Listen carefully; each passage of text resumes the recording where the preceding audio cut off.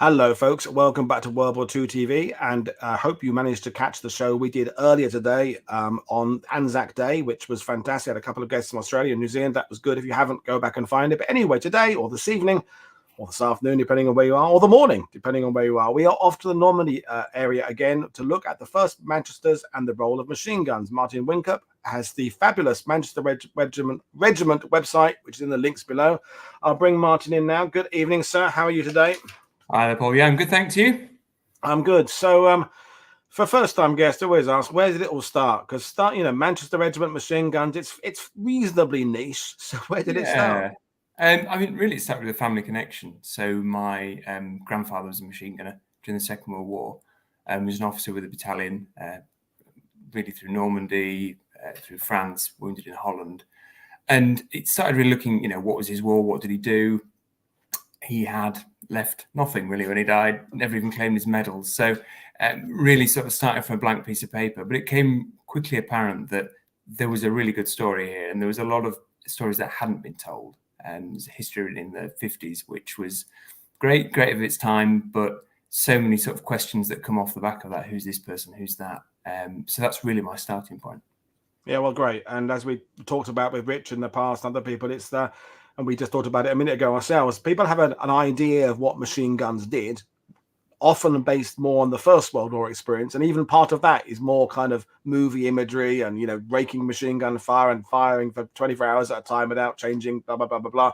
And actually the role of the machine gun battalions in World War II was more complicated. It's still an area as you're working on trying to work out exactly what they were doing and how fire plans and support. But we'll bring up your PowerPoint. So Martin's in charge of that. So folks, we'll kind of fire away with questions pertaining to what we're talking about as we go along. So if there's a question about the organization, when there's the table's up, we can ask that. If it's more of a general one about Martin's work or research or the broad concept of machine guns, I'll save those ones to the end. But basically, I'm going to hand over to Martin to take us through this this fascinating story. Yeah, that's great. So as I sort of outlined, that family start for me really sort of informs the way I've approached this project. It's not looking necessarily heavily at doctrine, at whether an operation was effective, and so on. It's really looking at the men up, and that's been fascinating. I mean, it's involved talking to families, talking to people who've got little scraps of information, and putting that into some sort of context. So that's been really interesting, and that's the sort of starting point. And the starting point for this presentation is looking at where the battalion was at the start of 1944, and looking at how they got to a state of readiness really by the time they went to Normandy, and split that really into three sections that really cover the key points. So having a look at the guns, I'm delighted that Rich is here because I'm hoping he's going to answer all the difficult questions that I can't do in the sidebar there. Have a look at the structure, because that's really important for understanding how these battalions worked. And then look at leadership. We touched on the men, touched on that being a focus. The leadership really matters. So looking at that at a battalion level and at a company level as well. So guns themselves, I'm just going to start really by understanding where this troops sat in the sort of regimental, in the divisional order there. It's a very simplified sort of diagram, which I'm sure everyone's fairly familiar with. You've got the three infantry brigades there with the three battalions beneath it. You've got the artillery engineers and so on. And you've got those divisional troops on the end. And the Manchesters form part of that for the 53rd Welsh Division, which is the division they serve with. So that's territorial division, mainly from Wales initially, but obviously that gets diluted as the war goes on. And they go to Normandy with them in June. Because they're a divisional support unit, they're rarely fighting together. They're rarely serving as one unit, although the example I'm going to give is a battalion action.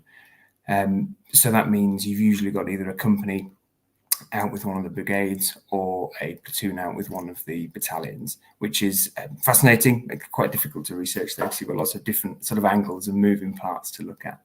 So dispersed fighting, and that's kind of the way they're going out, that organisation. So the actual weaponry themselves here, this is, we're looking, I think we've already seen it in the chat, we're looking at a water-cooled belt-fed medium machine gun, tripod mounted, fires a 303 round up to sort of 4,500 yards. That's with the Mark 8 Z ammunition that comes in just before the war. Generally, these are deployed on the ground. They are mounted on a universal carrier and can be fired from that. I think they win 2 military medals doing that, but generally they are taken out, set up to dug in as that image is there, and set up to fire. So there's two sort of ways to fire this, and both are quite specialised, and both involve far more maths knowledge than I can remember from school. But you're looking firstly at direct fire, which sort of does what it says in the tin, really. You can see a target. It's almost going to that sort of First World War cliche that you mentioned earlier. And this is a target you can see and you can fire at it. Indirect fire is where it gets more complicated, but it's the most common application, really. And that's really the same principle as or whatever. So you've got a situation where you have a target that you can't see. It might be behind a hill, it might be dark, it might be foggy, it might be just too far away. And you've got a platoon commander usually sitting down with a map, looking at where the target is, where his guns are, looking at sort of slide rules, looking at tables to calculate the angle of his guns that need to go out. That's a very sort of simplified way of looking at it. Once he's got that bit of information, he can then set up an aiming post, use the dial sights that are on the guns to set the angles right, and you get what this terrible diagram is in the top right hand corner, which is sort of an arc of fire from the gun going up into the air and down. That gives you then a sort of a beaten zone, as it's termed, and that's the sort of oval there. The dimensions and shape of that will vary depending on where you're firing on, but it is a sort of a distance weapon, and it's interesting actually that machine gunners might have seen the after effects of their fire as they went through an area after a battle. They're not seeing what's going on very often as it's happening. So you've got at least one officer that's sort of adamant later that he's determined that he did a good job, pleased that he worked well, but he really hopes he never hit anyone because that wasn't what he was there to do. So that's kind of what the indirect fire is for a Vickers. I've mentioned the Richard in the sidebar. If you want to learn more about that, do look on the Vickers MG Collection Research Association website. It's brilliant. So there's so many resources on there. I'm sure you'll define that better than I have. The other weapon that they're going into Normandy with is that 4.2-inch mortar.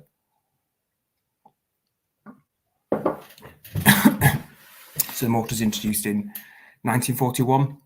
So a lot less service than the Vickers, which is 1912 to sort of late 60s. So introduced in 1941, it's introduced initially for the Royal Engineers, for the chemical warfare companies. It's brought then into a supporting role in around 1943 when it's added to the establishment that we'll look at later. And it's really there to give additional fire support. The infantry have got 2-3-inch mortars, which give a certain amount of immediate cover. This is obviously a bigger weapon, 20-pound, usually high explosive bomb, but also phosphorus sometimes or smoke. And these go into action. The universal carriers are used by the machine gun companies. These have got Lloyd carriers, slightly different weapon, but again, fully mechanized. And just to jump in, we did a show with, who was it with? My friend Dan, about the chemical mortars in the American unit army. And I think people, when they see the word or hear the word chemical, they think of kind of chemical weapons in that kind of modern, way, but it's chemical in terms of firing projectiles that have things like smoke in it, rather than they had been conceived to possibly be used for firing chemical weapons. But just for those who are watching who think that means chemical warfare, it doesn't really. Yeah, that's good. So yeah, in practice, the indirect role is very similar to the one I outlined for the machine guns. The only slight difference you've got with the mortars is that you can obviously see a mortar landing. You can't see a 303 round. So they'll usually have two officers in the platoon, one of whom's sort of an observation officer, a bit like in the artillery, I suppose, and he can direct fire that way. So that's the theory anyway. That's kind of how those work. So I'll just really jump forward into Normandy and just try and explain a fire plan on a very specific raid. So we're in Normandy now, 2nd of August 1944. We're in the shadow of Hill 112. To give this a little bit of context, by this stage, the battalion and the division, in fact, been in action for about a month. They've had fairly heavy casualties, certainly among the infantry around Le Bon Repos, and they're looking ahead near Mortar there to a fortified set of trees, hedges, triangle. So there's 2 confirmed, 1 potential machine gun post, and a light mortar. And ahead of them is the 4th Royal Welsh Fusiliers, and they're planning a raid. It's this raid triangle. It's actually pretty well resourced. So it's actually a company action, but you've got artillery, you've got 3-inch mortars from 2 brigades, you've got anti-tank guns, tanks from Royal Armour Corps, and 6 Wasps, so the universal carriers with flamethrowers attached. And it's already designed to really have a success, I suppose, from the back of it. That means that you've got a big fire plan that comes together. And that involves artillery, it involves all sorts, but for our purposes, we're just going to focus on the Manchester as part of that.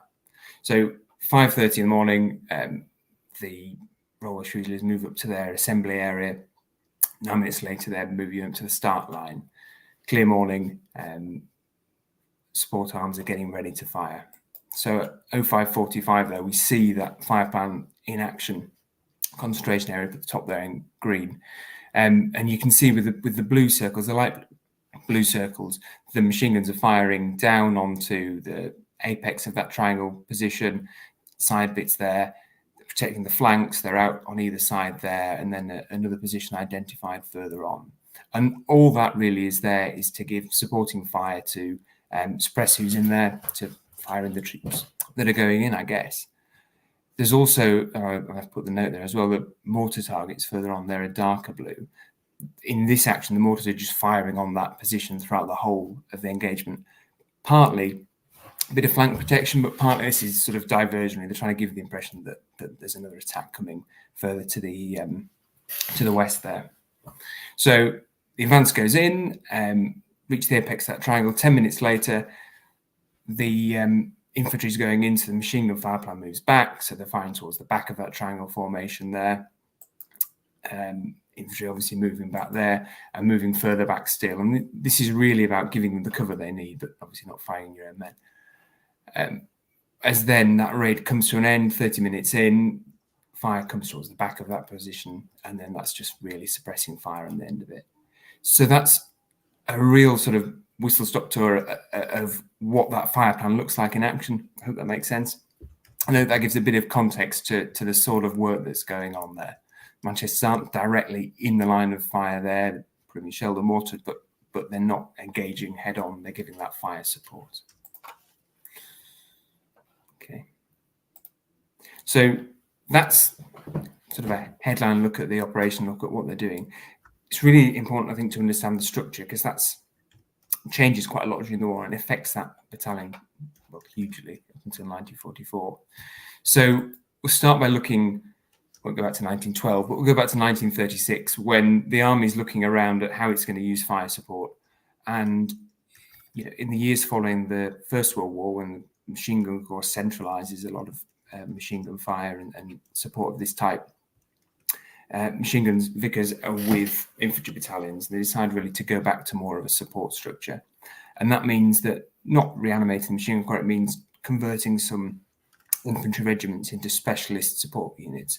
So that's the Manchesters, obviously, that's why we're talking about that. It's also the Cheshire Regiment, the Middlesex Regiment, Kensington's attached to that, and the Royal Northumberland Fusiliers.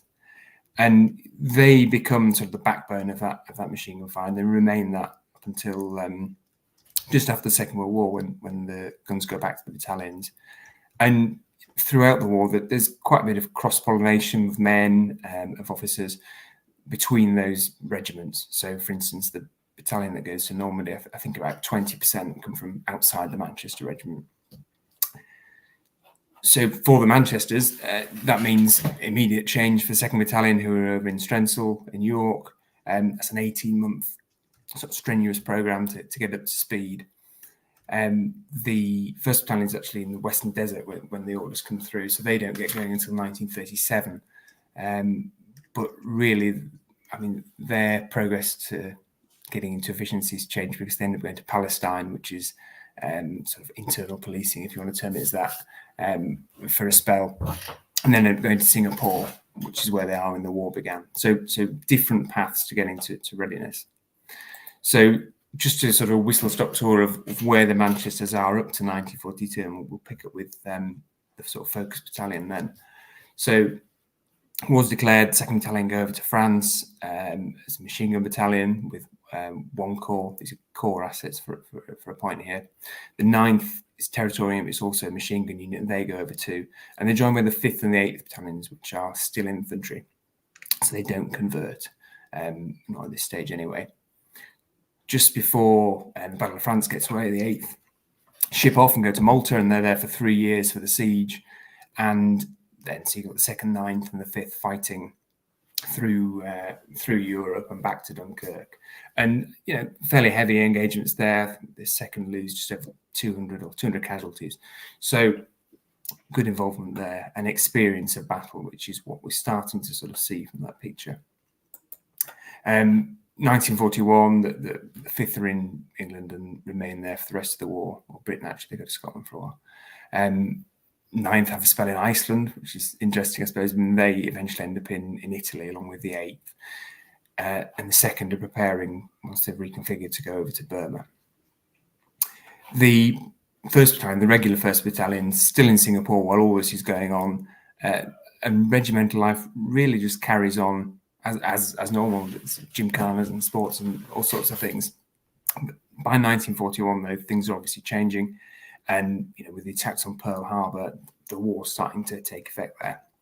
So initially, that 1st Battalion really isn't involved in any fighting. It's sat on the wrong side of Singapore, building sort of beach defences. So the Japanese sweep down. There's no real involvement. So they land on Singapore, I think, on the 5th. And the Manchesters aren't called into action for the 10 days. The type of work they're doing there is less of the indirect. It's more direct fire. So it's differing from what's gone on in Europe. But within a couple of days, it's fairly clear that, you know, the writing's on the wall, and there's only certain one way that it's going to go. So the Manchesters are looking ahead now, and they try to get a cadre of men out of Singapore to rebuild the 1st Battalion. So 13th of February, they board a gunboat with some men from the East Surreys, I think, and some ordnance men, and they're sailing away. But by the time daylight comes, they've not got very far, and that ship's sunk. So all the Manchesters lost on that. So by the time that the regular battalion marches into Changi on the 15th of February or 16th, I think, there's nothing left from that original body of the regular battalion. So that's a big change, because you've lost a big chunk of that heritage, that big chunk of that focus. And what it means that the battalion that goes to Europe is not really Manchester in that sense. I mean, as much as any battalion in 1944 is true to the units that it was there with. So what the War Office do is they look around and they look at the 6th Battalion, which had been raised in 1939 with the doubling of the TA. They're an infantry battalion sat on the North Sea coast, really doing sort of coastal defences. And there's kind of through 1942 various changes of kit. They get anti-aircraft guns, they get all sorts of things, until 1943, when there's a sort of settling on this support battalion structure. And there's sort of an outline of that there. And there's Hook Corner, there's Henry O'Season, who's CO. So he's been with the 8th Battalion in Malta, and he comes back to command the 1st in mid-1942. So as you can see with that, it's kind of atypical for most understandings of structure. It's completely devoid of the ABCD company, that usual regimental structure that goes there. And the aim really is to give these support groups, which give the brigadier in charge of that brigade a lot more control over the fire support he gets. So you've got an anti-aircraft company there, a machine gun company, still with those 3 machine guns.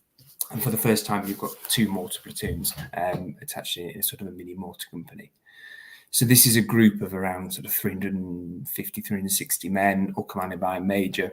And it means that the battalion itself becomes huge. It's 1,100 men. So it's a real sort of beast to manage. But it's not something which allows ordinary sort of regimental life to continue. So you've got your men under the brigades, they're not really looking too much at battalion headquarters, which is sort of 30 odd men. And that's a challenge, I suppose, for someone like Hoseason, because he's an interwar officer. He's gone to every sort of stage of empire. He's been throughout that background. He's having to grapple with something which is quite unwieldy, and you see those regimental ties fray quite quickly. They get quite battalion headquarters get quite grumpy when they sort of inspect, and they don't like the turnout of the men or the officers. They're upset that the divisional badges haven't been sewn on, that sort of thing. But actually, some of the brigadiers are quite happy with what's going on. So it's a mixed situation. But for a battalion, it's very different to what you'd expect and where you'd go with that. It kind of reminds me of like in other armies, the development of units like tank destroyers, where they don't come with a previous history. I mean, this is an infantry regiment, but they're not. They're falling in some area between infantry, artillery, heavy weapon support. There are new things. So the infantry label sort of applies, but it equally doesn't apply. And so that would be, when you're trying to brief your men, you haven't got this kind of legacy of, if you're commanding a guards regiment, you can stand up there and say, we did this back in 1812. We did this. This is something a little bit different. Okay, as we said, they had them in the First World War, but in very different ways, because it was an entirely different war on the Western Front there. So it's an interesting setup that they're neither fish nor fowl. Yeah, I think that's true, and it's. I think that's part of the reason, I guess, that this type of unit is not really focused on, because it sort of falls through the gaps a bit. It doesn't fit into a nice sort of neat box. And I think when you in general histories, you can get away as an author of just saying, and there was machine gun supports provided by the Manchesters or the Middlesex, whoever it be, and that's it. The readers go, okay, that's it, middle machine gun support, and they don't feel they need any more information. What you're shown us earlier is there actually is quite a lot of nuance to this, and the support they can give has different elements to it. Yeah, absolutely. So it's this support battalion structure is a bit of a challenge, and really it's only resolved in 1944 when we go back to that more accepted structure with headquarters company in there, 3 companies of machine gun, and 1 company of mortars, as well as the structure change being a bit more, I suppose, accepted. You've got a lot more control from battalion headquarters, in theory. You've also got the removal of that anti-aircraft fire, and that anti-aircraft unit goes really because they're looking at Northwest Europe in 1944. There's not a huge need for a lot of anti-aircraft sort of support, certainly not at a divisional or brigade level. So it's kind of a reflection of where the war is. So we've got this revised structure, we've got this change, and we've also got a new CEO. So he's the guy in the top corner, and that's Charles Harrington, and we'll just talk a little bit about him and the impact that sort of he has. So really, this is starting now to look at leadership and look at those men.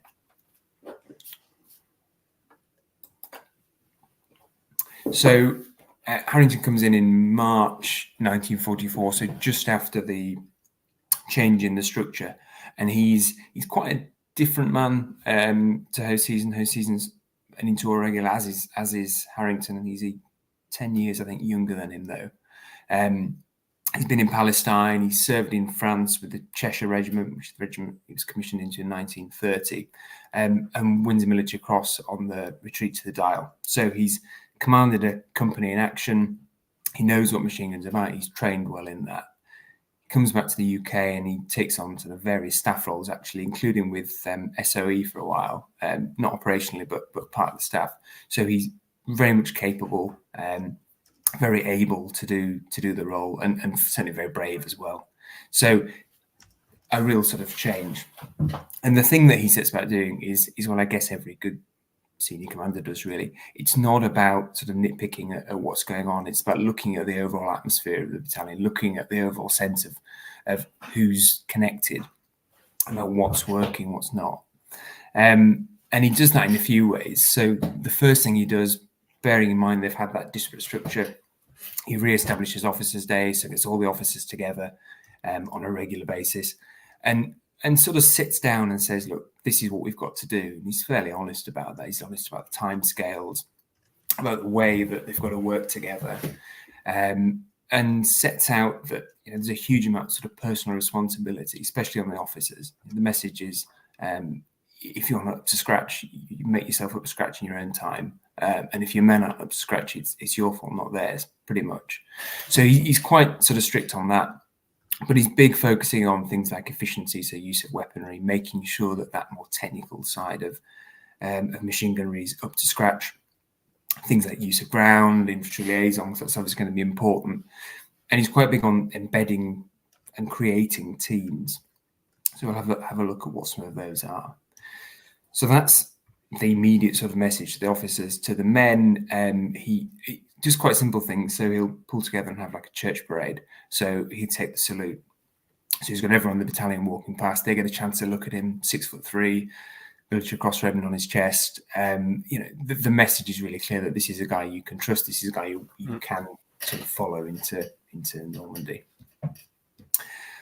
We talked about dress and talked about that, and it's interesting. That's setting a standard that he kind of tries to maintain. So, I mean, it's in theory a simple thing, but he sets out standards of dress that he expects in the battalion, and he personally will carry that through to Normandy. So often in battle, especially in Normandy, you've got officers taking their pips off, you've got people dressing down for obvious reasons, for safety reasons, for various things. Harrington personally has none of that, and while he isn't walking around like a sort of staff officer from a chateau, he's really keen to maintain that high standard of dress and appearance and his demeanour. And that means sort of walking around, under fire a little bit, just carrying on as though nothing's happened. And that really comes, I guess, from a recognition that while he's had experience, the vast majority of the men under his command haven't. So they've got to have that confidence in him, that they can trust in him, that they can have some confidence, really. So this, I suppose, way of operating really comes quite closely to that Montgomery role. There's a nice quote there from January 1944, which he gives when he comes back to command 21st Army Group. And that's that good troops who are well officered, well trained, mentally alert, and who are fit and active will adapt themselves to any conditions. And so do not cramp them with initiative or break the chain of command in the issue of training instructions. And that really sums up that approach that he's giving there. That's what we're seeing. We're seeing that setting the standard, but also giving the men a bit of freedom. And we see that play out particularly with the mortars. So we talked about mortar being a relatively new weapon, coming into that structure in 1943. There is a bit of, I suppose, flex in how they're deployed. So in theory, you've got a platoon going out and supporting, platoon of 4 mortars going out and supporting a unit or an attack. What Harrington does is he says to his mortar company commander, a guy called Clive Walker, who's very able, Oxford educated, war service officer, but yeah, very, very good at what he does. You can work out a structure for what you want to do, how you want to use that, and him and his second in command really sit down and they work on a program whereby they effectively do what they call double barreling. So you've got 2 platoons working together to give 8 mortars, and that obviously gives you a greater concentration of fire, but they also find it increases the ability to do fire control, simplifies the whole process, and they feel it gives a better support. And touching on that idea about how it was viewed, how that freedom felt, this is what Walker later says. He says he has the rarer gift in a man of ideas and energy. He appreciates them in others and encourages them without interfering, as long as all goes well. He's another rare gift in a professional soldier, that of being prepared to delegate authority freely to those he thinks fit, and then to stand by the result through thick and thin. So that's kind of the test of what Montgomery's talking about and what Harrington's trying to push through. It's not always, it's interesting, he talks about going through thick and thin. The mortars arrive in Normandy, they don't immediately get a fantastic reception for themselves. They do sort of nomad shoots, so basically pitching up, firing on a target and clearing off, which is great for them. They don't get the sort of counter battery fire, but the infantry who are there in quite a confined bridgehead do. So there's a bit of work that they've got to do to build those bridges and to really sort of make the theory that they've got fit the situation that they've got. So that's sort of a look at what Harrington's doing. The impact really is that morale raises quite considerably, and people are loving basically, and he loves them. And there's a lovely quote there which he gives. I think this is in letter to the colonel. That although I was not a Manchester, I've never been so happy during all my service. A fine lot of officers and men could not have been found, and it's a great honour for me to have commanded them. So you see there a CO coming in and finding a battalion that's not really fit to go to war, that's in a difficult state, and within a couple of months transforming them really through skill, through force of character, through knowing what he's doing. Brilliant stuff. So we've touched on there the having those good men, having those right men, and there's a bit of officer sort of selection that goes on there. So Harrington's lucky because he comes at quite a fortuitous time for a CO. So morale generally in early 1944 isn't that great, but what he's got is working towards the coming invasion. So the nearer you get to that, the more motivated men are. You've got that timepiece, you've got that understanding that they're going to be going to action. And what he's actually got to work with is a very good core of officers and men. So machine gun training started at the start of the war, was really done in depots of the regiment. That expands on mobilisation. It's centralised over at Chester, the Machine Gun Training Centre in 1941, I think. And that doubles later. So you've got a process thereby. There's some great schools, there's things at Netheravon. You've got all sorts of places where people can go. But on top of that, you've got from the midpoint of the war, those sort of reforms under Adam where you've got selection of men for the right roles. So this is quite a technical role, machine gunnery. You've got to be working out trigonometry and do all that sort of thing while being fired on. So you've got to really understand and have an aptitude for that. And so he's got a chunk of men there who have got that ability. And so you look at some of the sort of backgrounds of some of the officers and men there. You've got people like Arthur Pring, who will be on a slide later. He's an accountant, so he's used to dealing with figures. You've got people like Jack Martin, who's a sergeant. He's a tailor in civilian life, so used to doing the measurements. And then when he comes to do the course, he sort of aces it and he gets the top score from the battalion. So it's understanding, you've got those tools of people you can use. The other benefit, I guess, Harrington's got is he's reducing the size of the establishment. So you've got 1,100 in that big support group thing. You're down to just over 700 for this new battalion. So he's got 110 people he can, I suppose, get rid of if he wants to. That's not to say they're bad. It's just giving him the chance to pick the people that he wants. And you get this sense whereby they're seeing themselves as sort of the first 11, these guys that are going out there. They've looked at, gone through all the training, they've gone through the process, and they're ready to go. And I suppose that's a sporting reference, which probably ties quite well to this battalion, because as well as that sort of mathematical expertise, sport's a big thing that runs through there. I mean, most notably, you've got Eric Westwood, who's Man City captain after the war, left back, and I think he's got a bar named after him in the Emirates.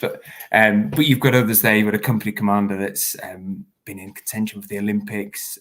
Padre and one of the other officers have played a bit of first-class cricket, golf, boxing, rugby, just good club sportsmen. And I think that's a good way of looking at how they're sort of seeing themselves as that top unit. I'm glad you sort of talked about the mixed abilities of these, because the leadership has to come from above, but there's maths involved. There's physical fitness, and knowing Rich as I do, everything involved in machine guns is heavy. The gun is heavy, the tripod's heavy, the ammunition is heavy. There's lots of stuff that can go wrong, that needs fixing. There's lots of maintenance. There's working together. There's quite a lot of precision involved. So it's you've got to have a lot of skills there. I'm not saying that your average infantryman doesn't also have to have a lot of skills, but there's some quite specialized knowledge in this, and keeping everybody focused and working out who's the best at what is obviously key to getting the right team. Yeah, yeah, and I mean, certainly there's a picture of the officers there. A lot of the war service ones, anyway, are professionals really. That they're clerks, they're solicitors, they're things like that. So they're used to that side, yeah, I mean, you've got to be fit as well. It's interesting. I know there's certainly one of the officers on the back row who gets the 200 hours of training from machine gun. Yeah, brilliant. Who gets the nickname of the Pocket Hercules because he's got that strength and he wants to do that. So you've got that makeup of people, and it's about getting the right team really. And Childrake made a point earlier about he said definitely a challenge for a CO to impress his personality on a unit that usually fought in a dispersed manner. But that's the point, is that they're not like an infantry platoon that are kind of sticking together and moving across. There is going to be a spreading out of guns, and the mortars aren't going to be right beside the machine guns. So you need little teams who are sort of self-sufficient, but yet working as part of a bigger team. Yeah. I mean, absolutely. And it's so. I mean, Harrington's lucky because he's got that period of time in the UK where they can work together more closely as a battalion. When they go over to Normandy, they are more spread out, and he leaves the battalion in September. And I think it's quite hard for his replacement, who comes in from outside, to pick up on that because he's not got that. They've not got that time together as they've had. So he has a few challenges around there. But yeah, so as you've said, that independence is really important. So getting the right men. So I think it's worth just having a look. It says that you put that question in good timing, but it's worth having a look at some of the platoons, because the platoons really are the sort of bedrock of the battalion. So as we said at the top of the show, they may be working with a company where the company commander is working on a company level fire plan or whatever. Very often they're out with the battalions, so that would mean the platoon commander is working closely with the colonel of whichever infantry battalion he's got, and making sure that these people have the best ability to work independently matters. That 34 men, but you've got a cook in there, you've got a medical orderly, and that's because no one's going to be looking after you if you're out with an infantry battalion. You look after yourself. So these mechanized units are really about forming teams. This is a machine gun platoon. This is John Weaver, who serves throughout the campaign. He's an absolutely excellent officer. And they are starting to meld themselves as a team. So one of those key things that Harrington starts with is selecting those units and those subunits that are going to work together and sticking with them as much as is possible, because he knows that you know each other well, you work better, and so on. So we've got a machine gun platoon, 2 subsections, a gun each, on 2 sections. The other platoon, the Mortar platoon, which is slightly larger, 37 men, 2 officers on there. This is Arthur Pringle I mentioned earlier. This is his platoon, and Jack Martin is his sergeant. And they're again getting that piece of working together. So March 1944, setting out that approach that they're going to be doing, setting out where they're going to be doing, setting out the training that they've got to do. Through April, through all of 1944, really up to June, they're involved in bigger and more complex divisional schemes. So again, these platoons particularly being tested, they're being live fire, and various other bits.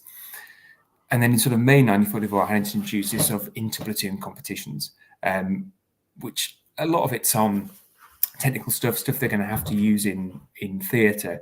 But really, this is, again, that sporting analogy. It's about pushing who's the best, who can work, who can come out on top. And in fact, this platoon here, 13 platoon, are the ones that do that. So again, it's just about finding the good men, solidifying who they are, and then making sure they're as proficient and as keyed up as they can possibly be. So I think all of the platoon commanders are war service officers. I don't think any of them have been overseas before going there.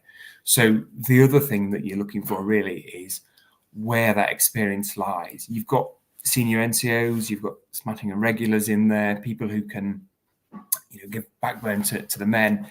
But for the officers, really, that's looking further up at company command. And the Manchester's lucky, really, because they've got some very good officers in there.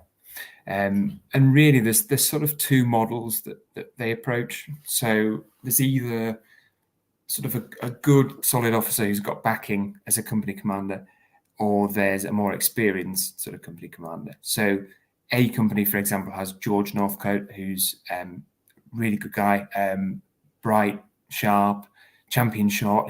When they get into Normandy, he's the guy that's sending memos back to battalion headquarters about how to improve rate of fire, or how to prevent certain stoppages. He's sort of alert to all this thing, but he's never been in action before. So his second in command is Tony Simpson, who has. So he was with the 5th Battalion in retreat back from Dunkirk. Repeatedly had a coin in his pocket that was bent by a bullet, so it was his lucky charm throughout the campaign. So he's got that support in the same way that Clive Walker in D Company, who's another bright guy, has got Peter Pardo, who's he's not been overseas, I don't think, but he's a yeomanry officer. He's got that experience. He's a little bit older and he's a wise head. And you see that play out in theatre. So when Pardo's injured, wounded when he's mortared, Walker says it's the blackest day of his campaign. He doesn't know what to do, sort of bereft. And then when Northcote actually is killed, his jeep goes over a mine, Simpson sort of steps up and takes command. So you've got that structure there that works well. The other two officers are two of I think there's just 3 regular Manchester officers. There's a quartermaster that serve with the battalion. And they are with C Company, that's Archie Todd. He's the Olympic runner, or would be Olympic runner. And his second in command's another regular from the Middlesex, which is Clinton Nolder. And B Company is commanded by Tommy Woolsey. So both Woolsey and Todd come from that cadre of regular Manchester. They've been around the world. They've done pre-war service in Burma and various other bits. And Woolsey is actually brought in quite late. So he's been with the 2nd Battalion at Dunkirk. He's been wounded there and has spent the rest of the war to 1944 in the UK. By 44, I think he's on a logistics camp somewhere down the south coast, and he's desperate to get back into a fighting battalion. So Harrington brings him in, and you see quite quickly when you get into Normandy, which we'll talk about now, how good a shout that was, and how important having someone of his caliber, having somebody who is a strong leader who understands what a battalion is in action, really pays dividends. So landing in Normandy, morale's high. They've developed this testing of the battalion. The men feel like that they're well drilled. They've almost got a bit of a superiority complex, which I suppose is a good thing in some ways, although the sappers that are unloading them, they're quite disparaging about how they look and how they're dressed off the beachhead, until they discover these guys have been sleeping on the beach for 3 weeks, and a little bit more sympathy for them there. But landing in Normandy just at the end of June, and they're going into the unknown in very many cases. So these men, as I said, are pretty green, apart from that smattering of regular. That's quite common, I guess, at this time in the war. And there's a quote there really from the Regimental Gazette that gives an understanding of what's going on. So it says, the sight on the road that 30th of June was an alarming one. There are a few trees on either side of the road, and beyond that, open desolation, where shells were dropping frequently.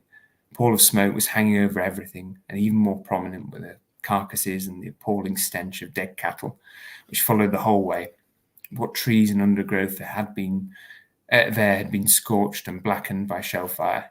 It was a desperate sight, and seeing it all for the first time, one wondered if it was really possible to survive in those conditions. Wow.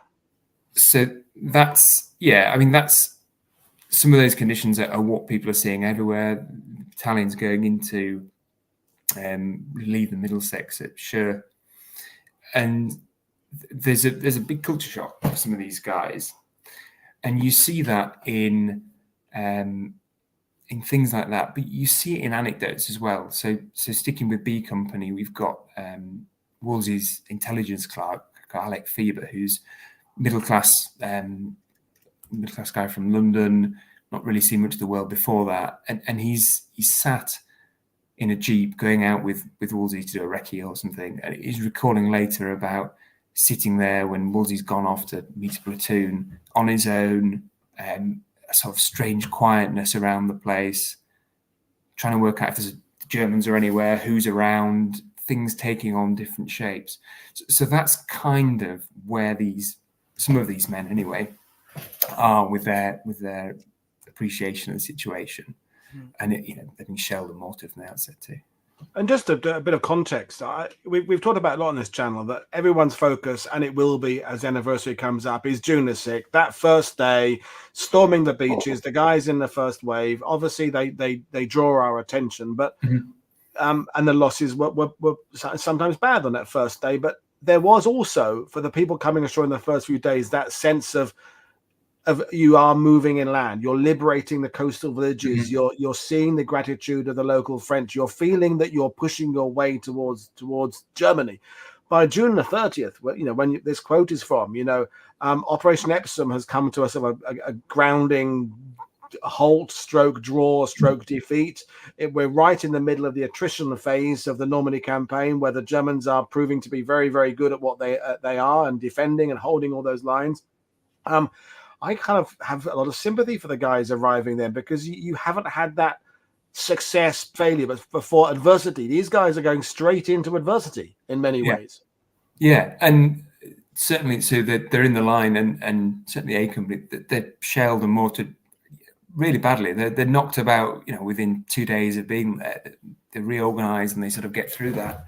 But it is, as you say, it's, as the quote says as well, it's a shock to the system, I guess. Yeah.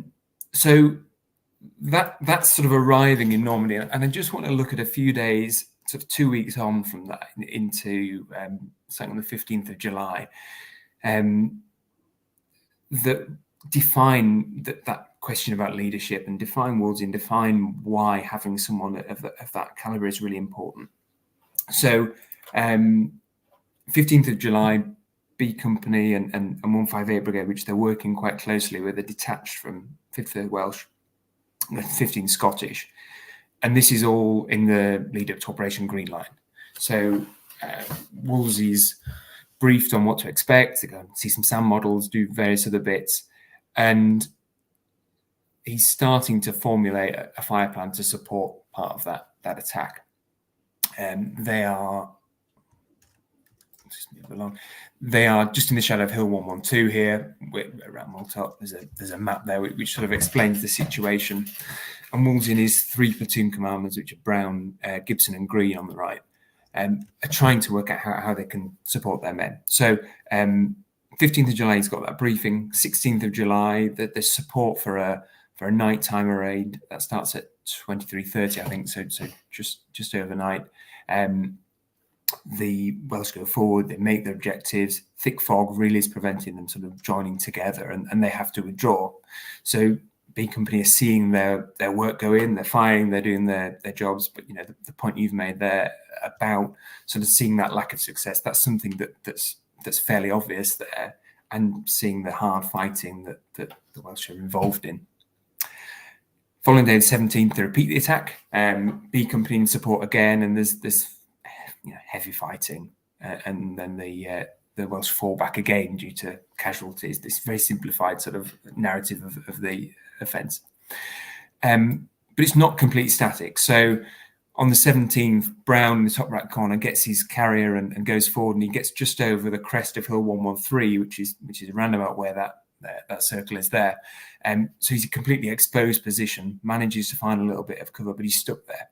So Wolsey's lost, for a time, one of his platoon commanders.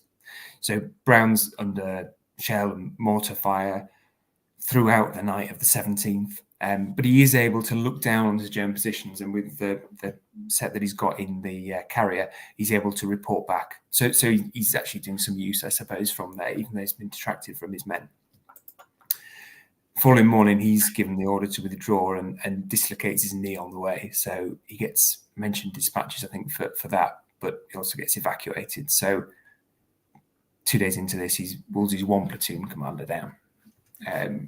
That same day, they revert back to the 53rd Welsh, but again, the situation's not really improved. So mentioned Alec Feber earlier. He's recalling being shelled in company headquarters at the back. It's not too bad for him. He gets a bit of shrapnel in his rifle, but he survives the thing. Him and his mate climb out their slit trench and find the dispatch riders had a direct hit in his trench and have to go and gather up various bits. So it's real grim stuff that they've got to be involved in that. Following day, another six in the platoon from the company are wounded. They're getting harassing fire as they go along. And then by the 21st, Wolsey's lost another platoon commander in Gibson who's been evacuated. Lieutenant Green, who was on the previous slide there, he's been wounded giving fire support at the bomb repose. So within 3 days, he's got a shaky-ish company to look at. He's got no officers left other than him and his second in command, Graham Abbs. So he's got a bit of a challenge there. So what does he do? I mean, it's sort of amazing, really, leadership. Really gets up out of the trenches and just walks around, goes forward to the gun lines, goes forward to the 4 positions, just move freely, casually walking around, absolutely imperturbable. And this is just a bit arrogant, I suppose. It's about instilling that confidence in the men. It's about calming them. And this is the point, really. This is where having someone who's been in battle, who's got that experience of leadership, who is just a very capable and very brave man, shows a huge amount of difference. And yeah, he calms the men. They do well. I mean, he also sets a bit of an example in that one of the sergeants, Harry Derbyshire, that takes over 8 platoon from Green, does exactly the same thing a couple of days later and gets quite a go for it. Wolsey gets a DSO at the end of this, and then a couple of other actions, which thoroughly well deserved, I think, for that kind of work. And just to sort of put this into a bit of context, really, so we talked about that sort of baptism of fire. You can see certainly around the that middle part of the month where we've been just looking at, the casualty rate ramps up, and a lot of that's coming from B Company. So it's a job that Wolsey's got to do there. And that's really a sort of a whistle stop of how this battalion's going from not being ready to go to battle, through training, through leadership, and how it's sustained through Normandy. From there, they head off down to Falaise, through there across France, Belgium, time in Antwerp, go through Holland initially as part of sort of left flank protection for Market Garden, for that 30-corps corridor. So Hogenbosch, end up in the Ardennes for a while, which is tough, the Reichswald as well, and then into Germany and finish the war in Hamburg. And what you see, as with any of these battalions that go through there, it's that long grind, it's that long, hard, arduous thing. And the stuff that they do way back in Kent in 1944 really stands them in good stead, I think, to be as resilient as any unit can be to do that. And thank you. And they're never going to be the ones who march into towns and get the parades. The machine guns will be packed up and moved off. There, you're never going to, always the bridesmaids, never the brides. In some ways. I mean, I suppose the only exception to that is, so they've got the Swan, so going through there, so they're completely mechanized. So they are to a degree in the vanguard of that, which is good. It cost them casualties actually, but there's a little bit of that there. But yeah, as you say, bridesmaids a lot of the time. Well, brilliant stuff. You'll be pleased to know, or maybe disappointed to know, Rich has answered most of the questions that have been coming along. So I'm delighted to know that. Unpaid member of the team. Well, everyone's unpaid. But there's a few questions that are built up, and Rich kind of half answers, but I'd like your opinion, because David Levine is saying, did the machine gun and mortar platoons tend to be assigned the same infantry companies for a campaign? But certainly they are divisional assets, so they can get moved around. But would they try and kind of assign, B company to the same guys they've got used to, because it would all improve communications if you know the commanding officers? I think certainly with the Manchesters, usually yes. So usually you've got a subaltern working with the same battalion each time, and a company commander working with the same brigade. And as you say, it just works better. I think you've got that cohesion. I mean, not hard and fast rule, but primarily, yeah. Okay, thank you. And Rich is also saying that the casualty data is very different from second, Middlesex with third div. So you could compare notes and see where the casualties. And Grant's got a question. I'm going to add a bit to it as well. Grant is saying, did some of the Axis spotters target the machine gunners with perhaps mortar fire? And I was going to add to that is that clearly half a dozen Vickers machine guns laying down fire from a place, you're going to make a lot of noise. I know battlefields are noisy, but I'm assuming that they do come under fire pretty quickly, because they can't instantly relocate as quickly with all that mass. So is that where the majority of casualties come from, kind of in fire returning on their positions? Primarily, yeah. So in that beacon production we sort of outlined, there being company headquarters and the machine gun position has been mortared and machine gunned, as soon as they're identified, really. Yeah. Okay, thank you. And then people are asking about, they're still talking about the indirect role. I mean, it's hard, it's a hard question. I'm not going to exactly answer the question that Sean did, because he said, were they using indirect fire? Because clearly we now know they were. But in going through your records, was it kind of half indirect, half direct fire? What do you think the ratio is? Is there any way to kind of work out over the course of the Northwest European campaign how much they're doing of each? I mean, I haven't done it. I would. The majority will be indirect. I don't have a ratio, but primarily it's indirect from what you see. Which I think is going to surprise people, because I think, again, we said at the top of the show, people have the idea of the tripod low and people going the First World War no man's land, and yet, as you've explained, they're much more of a divisional asset as a kind of a means of mini artillery. And it reminds me of the tank destroyer week we did when we were trying to determine what tank destroyers are. In this sense, machine guns are like artillery. They're certainly, I mean, obviously they've got the mortars as well. They are infantry, but they're also kind of mini artillery. Trevor Sheen's got another question. Do you know what their medal count was at the end of the war?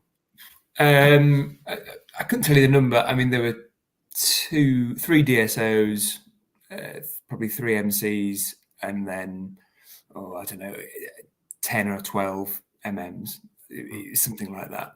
Yeah, that's pretty fair for a battalion in a war. I mean, again, they're never going to get the press attention of some of the, the infantry units fixing bayonets, going through wheat fields. But yeah, it's fantastic stuff. So my last question for you really is where's all this research going? Is it going towards but obviously the website, which I draw people's attention to, the link below is obviously your main way of sharing this information. But do you have a goal in sight? I mean, it's beyond the era of getting in touch with veterans, but family members must get in touch with you.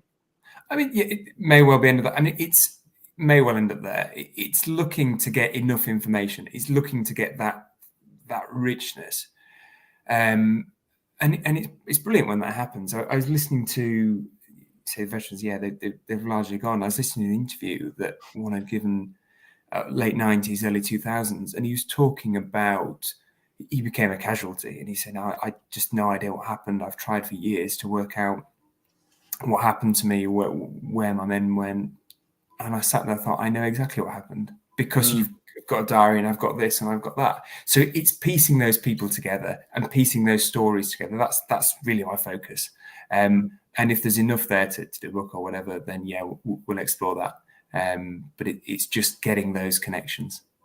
Well, and again, I'm just going to extend my thank you to people like yourself and some other guests we've had for doing this work, because it's not being done by people unless they've got a passion. And for us to build up our better understanding of the war, we need these units. People like to be studied and information shared. And so the work you're doing about the men, the leadership, combined with the kind of work which is doing maybe more focused on the manuals and the actual weapons, it's all coming together to provide a database. Although we did have the question, Trevor Sheehan said, how about a live fire demo? And then Rich replied, we did that with 16 guns in 2022. So if you haven't checked out Rich's website, there is video footage there. It's on YouTube of all these guns firing safely on a range. And it was pretty impressive to see all those, what are essentially antiques coming together and firing down range.